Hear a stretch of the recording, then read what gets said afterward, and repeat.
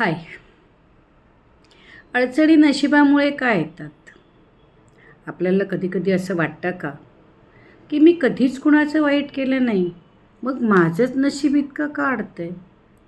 दिवस रात्र मेहनत केली तरी यश दूरच. घरात सतत आजार, पैशांची चणचण, नात्यामध्ये वाद आणि मनापासून कष्ट केले तरी बॉस नाराज. No appraisal, no promotion.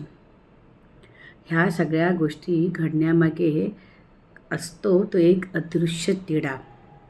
तो असतो म्हणजे वास्तू 33%, ग्रहस्थिती 33%, आपला कुळाचार, कर्मशक्ती 33% आणि या सगळ्यांचा गोंधळलेला समतोल. जिथे घरात ऊर्जेचा प्रवाह अडतो, जिथे कुंडलीत ग्रह अडथळा निर्माण करतात, जिथे कर्ममार्ग चुकतो, तिथे अडचणी जन्म घेतात.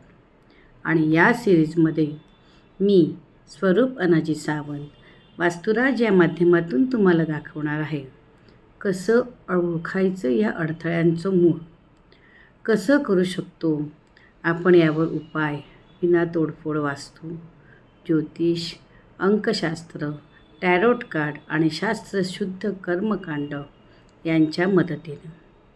आजचा भाग हा एक सुरुवात आहे स्वतःला समजून घेण्याची आणि आपल्या आयुष्याला नव्याने घडवण्याची.